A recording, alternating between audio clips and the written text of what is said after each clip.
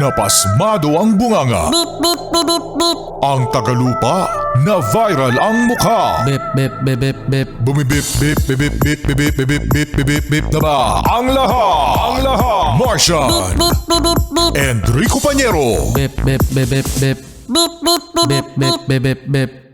Bip, bip, bip, bip, bip.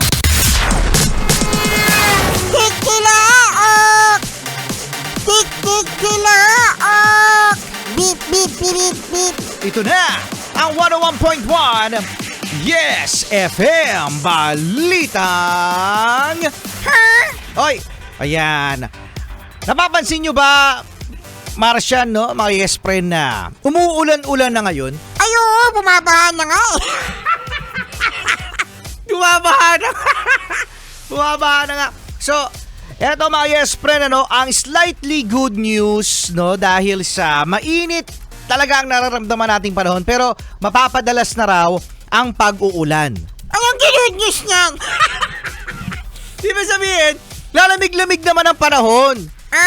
Okay. Oo, lalamig-lamig naman ang panahon dahil grabe ang heat index na nararanasan nating mga yes friend. Imagine, ang init factor sa karamihan sa mga lugar ay umaabot ng 45 degrees Celsius. Yan ang pinaka-peak, mga yes friend, ano, ng init na nararamdaman natin, at nababawasan yan sa pakonti-konting pag-uulan. Oo. So, ngayon mga yes friend, ano, noong nagdaang weekend ay nakita natin sa mga social media na may mga netizen na nag-video na bumaha, no, sa mga lugar kung saan ay lagi namang binabaha. O, yan naman lagi. Anong nagbago? Ano nagbago? Diyan sa may Bikutan. Sa may Bikutan, sa may SLEX. Meron din dyan bumaha sa Quezon Avenue, sa may Valenzuela. Yan. The usual mga yes friend, ano? Na kung saan nakikita natin na nandito na naman tayo sa problema na kakaharapin natin soon, very, very, very, very, very, very soon, na pagbabaha. Hindi, nakita ko nga yung mga nagbibideo, natatawa pa. Natatawa pa yung mga nagbibideo? Di wow. Sabi nung nagbibideo dun sa may SLEX. Sa may Bikutan. Sa may Bikutan, sabi, Lur, bumaba oh. Paano? Lur, bumaba na naman oh. Mga Pinoy talaga no? Mga Pinoy talagang sa gitna ng problema, mga yes friend, ay naitatawa pa din, ano? Pero iyak-tawa na lang talaga kapag naranasan na naman natin ang pag-uulan. Tandaan natin mga yes friend na itong flood control ay magtatag-ulan na naman at sisipa na naman, no, ang ating flashback sa mga kaganapan kung meron bang mga nananagot sa flood control. At dami-daming problema ng Pilipinas, no, Martian? Alisa nga tayo dito. Alisa nga tayo dito sa Pilipinas.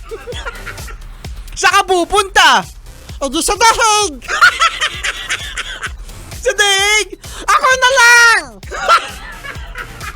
Si Martian na lang. Ako na lang policy dito sa Pilipinas. Ayoko na sa Philippines.